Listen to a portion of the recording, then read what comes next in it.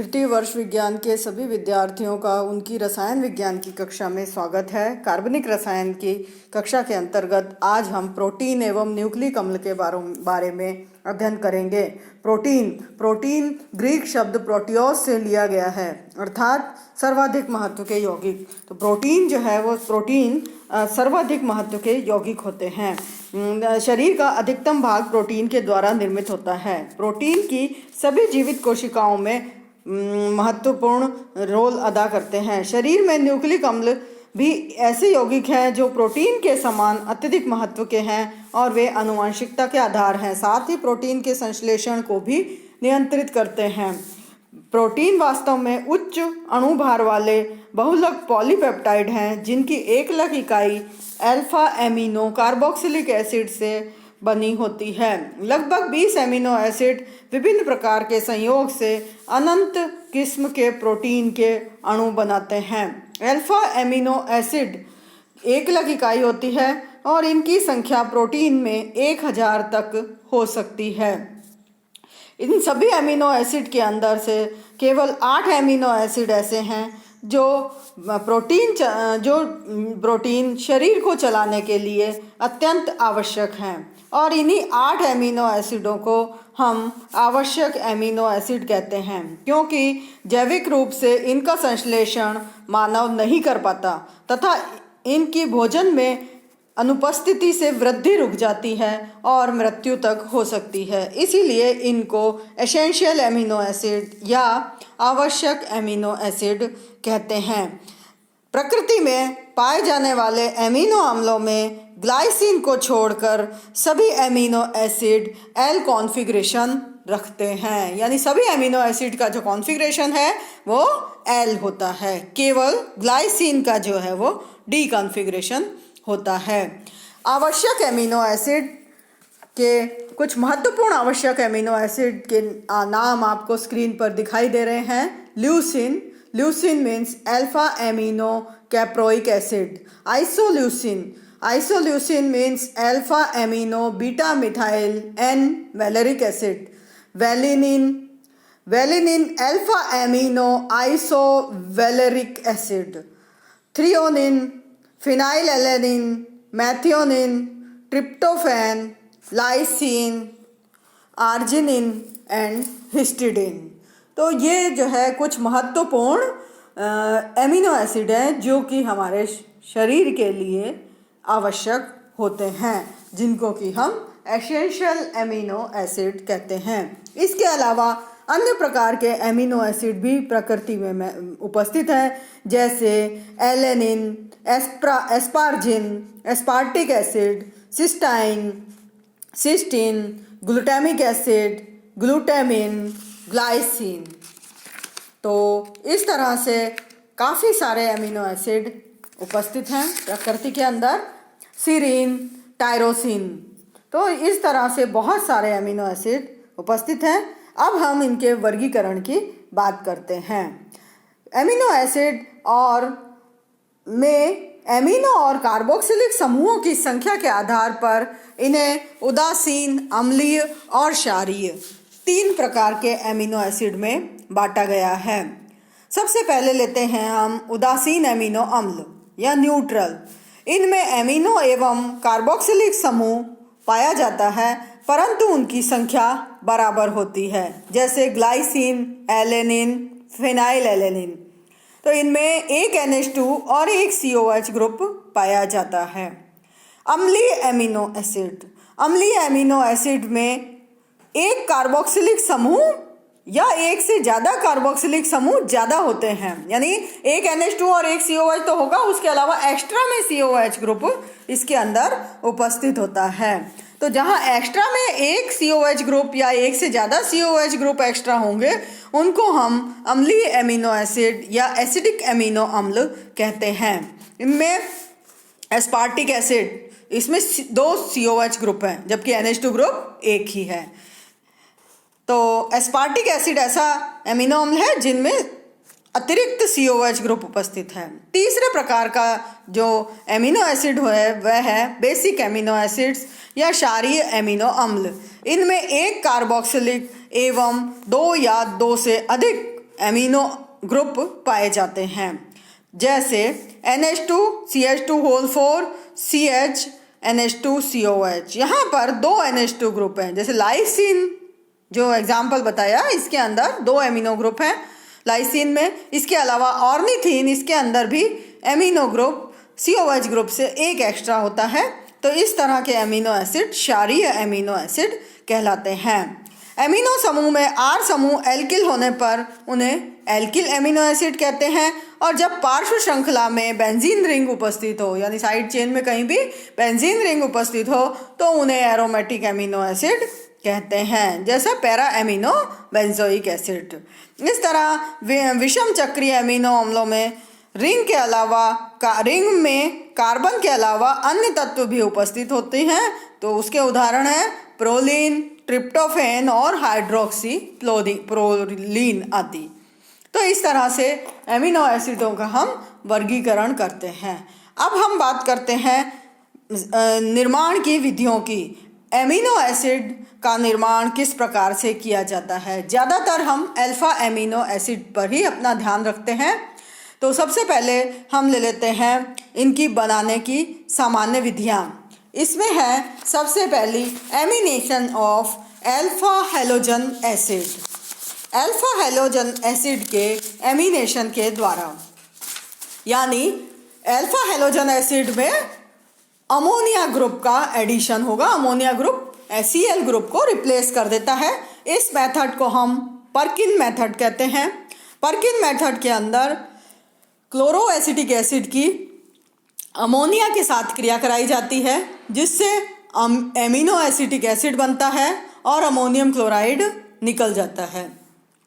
Amino acetic acid में NH2 group उपस्थित है। तो ये NH2 और COH ग्रुप उपस्थित है, इसलिए ये कौन सा है? एमिनो एसिड है, और अल्फा पोजीशन पे है, इसलिए ये अल्फा एमिनो एसिड है। दूसरे निर्माण की विधि है गैब्रियल थैलेमाइड सिंथेसिस या गैब्रियल थैलेमाइड संश्लेषण। ये गैब्रियल नामक वैज्ञानिक ने दी थी, इसीलिए उनके नाम पर है। इसके अंदर थैलिक एसिड को लिया जाता है। थैलिक एसिड की अमोनिया के साथ अभिक्रिया करवाने पर थैलेमाइड का निर्माण होता है। थैलेमाइड का निर्माण का जो स्ट्रक्चर है वो आपको स्क्रीन पर दिखाई देता है। फिर इसकी पोटेशियम हाइड्रोक्साइड के साथ अभिक्रिया कराई जाती है, तो इससे पोटेशियोथैलेमाइड का निर्माण हो जाता है। पोटेशियोथैलेमाइड की क्लोरो एसिटिक एस्टर के साथ अभिक्रिया करवाई जाती है, जिससे एक बाईसाइक्लिक प्रोडक्ट बनता है। इस प्रोडक्ट का हाइड्रोलिसिस कराने पर वापस थैलिक एसिड प्राप्त हो जाता है, एमिनो एसिटिक एस्टर प्राप्त होता है और एक एमिनो अम्ल का अणु प्राप्त होता है। तो इस तरह से गैब्रियल थैलेमाइड संश्लेषण विधि से एमिनो अम्ल को बनाया जाता है।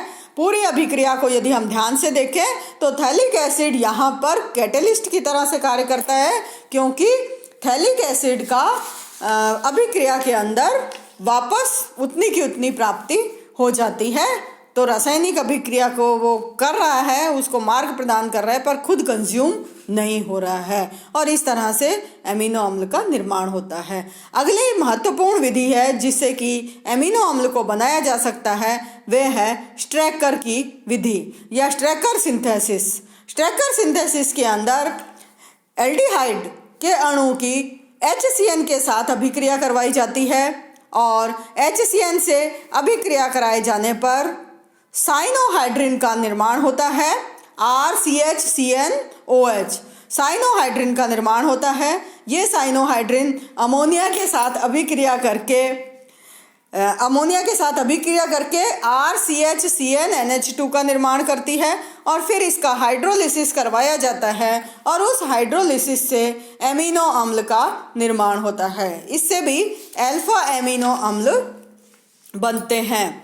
अगली संश्लेषण की विधि है मेलोनिक एस्टर सिंथेसिस या मेलोनिक एस्टर संश्लेषण। मेलोनिक एस्टर संश्लेषण में अभिक्रिया को मेलोनिक एस्टर से स्टार्ट किया जाता है। मेलोनिक एस्टर का फॉर्मूला आपको स्क्रीन पर दिखाई दे रहा है, COO C2H5 CH2 COO C2H5। इसकी अभिक्रिया सोडियम एथॉक्साइड के साथ करवाई जाती है। पहले मोनोसोडियम मेलोनिक एस्टर बनता है, फिर ये CH3I के साथ अभिक्रिया करता है, सोडियम आयोडाइड इसमें से निकल जाता है। निकलने के बाद ये CH3H COO C2H5 बनाता है। इसमें से OH माइनस का अणु निकल जाता है हाइड्रोलिसिस पर और एल्काइल मेलोनिक अम्ल का निर्माण होता है। तो इस तरह से मेलोनिक एस्टर से एल्काइल मेलोनिक अम्ल बनता है। फिर एल्काइल मेलोनिक अम्ल का ब्रोमिनेशन करवाया जाता है और ब्रोमिनेशन करवाने पर ब्रोमो एल्काइल मेलोनिक अम्ल बनता है। फिर इसकी अमोनिया के साथ क्रिया करवाने पर 2 कार्बोक्सिलिक अम्ल समूह वाला एमिनो एसिड बनता है, जिसके डीकार्बोक्सिलेशन पर एक CO2 का अणु निकल जाता है और एमिनो अम्ल का निर्माण हो जाता है। तो इस तरह से मेलोनिक एस्टर के द्वारा अल्फा एमिनो अम्ल का निर्माण होता है। अल्फा एमिनो अम्ल के निर्माण की अगली विधि है reduction of oxime of keto acid. Reduction of oxime of keto acid, यहाँ पर हम कीटो एसिड का मतलब एसिड के पास वाले कार्बन पर कीटो ग्रुप उपस्थित है। तो कीटो ग्रुप उपस्थित है, तो इस तरह से CHO COOH ग्लाइकोल एल्डिहाइड की अभिक्रिया NH2OH या हाइड्रोक्सिल एमीन के साथ करवाते हैं। जब इन दोनों की अभिक्रिया होती है तो ये CH double bond N single bond OH single bond COOH के अणु का निर्माण होता है, जिसका रिडक्शन करवाने पर ग्लाइसिन बनता है। अगली अभिक्रिया है अर्लेन मेयर एजालेक्टोन सिंथेसिस। अर्लेन मेयर एजालेक्टोन सिंथेसिस में हिप्यूरिक एसिड को काम में लिया जाता है। हिप्यूरिक एसिड के स्टार्टिंग मटेरियल को हम काम में लेते हैं, जो कि आपको स्क्रीन पर दिखाई दे रहा है। यहाँ पर हिप्यूरिक एसिड का प्रथम संरचना में कार्बोनाइल ग्रुप वाला कंपाउंड है, यानी कीटो फॉर्म में है। ये कीटो फॉर्म हाइड्रोजन के NH पर उपस्थित हाइड्रोजन के ट्रांसफर से इनॉल फॉर्म में परिवर्तित हो जाता है।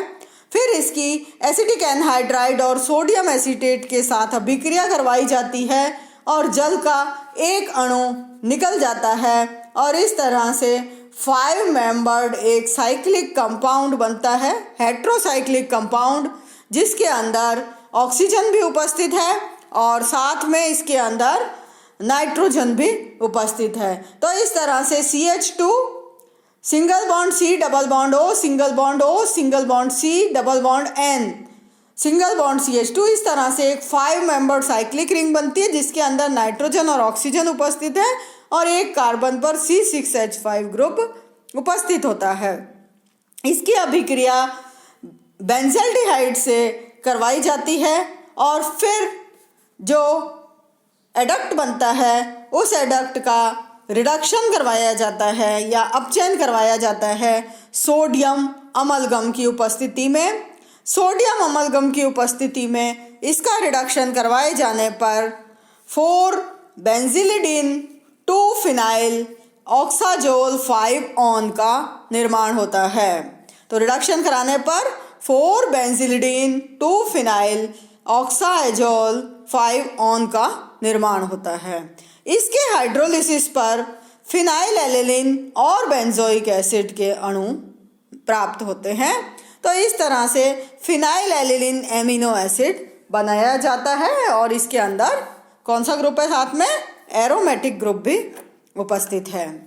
अब हम यहाँ पर अगली अभिक्रिया प्रोटीन की एमिनो एसिड सिंथेसिस की लेते हैं। ये है आपकी कटियस रिएक्शन। कटियस रिएक्शन के अंदर मेलोनिक एस्टर ही काम में लिया जाता है। मेलोनिक एस्टर की सोडियम एथॉक्साइड और एल्काइल हैलाइड के साथ अभिक्रिया करवाई जाती है, जिससे RCH single bond C double bond O C2H5 single bond C double bond O C2H5 और पोटेशियम हाइड्रोक्साइड की अभिक्रिया होती है। अब इसकी अभिक्रिया पोटेशियम हाइड्रोक्साइड के 1 मोल से करवाई जाती है। एक एस्टर ग्रुप का C2H5OH निकल जाता है और COOK आ जाता है। इसकी अभिक्रिया हाइड्रोजीन से करवाए जाने पर दूसरे एसिड ग्रुप के वहाँ पर CONH2 आ जाता है। जब इसकी NH2 से अभिक्रिया करवाई जाती है तो एजाइड बन जाता है। तो यहाँ पर बनने वाला कंपाउंड कौन सा हो जाता है? Rearrangement of alkyl group from carbon to nitrogen हो जाता है और यहाँ पर RCH single bond COH CON3 का निर्माण होता है, जिसकी इथाइल अल्कोहल के साथ अभिक्रिया कराने पर R single bond CH single bond COH single bond NHCO C2H5 बनता है, जिसकी HCl के साथ अभिक्रिया कराने पर एमिनो एसिड का निर्माण होता है। तो इस तरह से यहाँ पर कर्टियस अभिक्रिया के द्वारा भी अल्फा एमिनो अम्ल को बनाया जाता है। अल्फा एमिनो अम्लों को बनाए जाने की और अभिक्रियाएं अगले वीडियो में हम देखेंगे। धन्यवाद।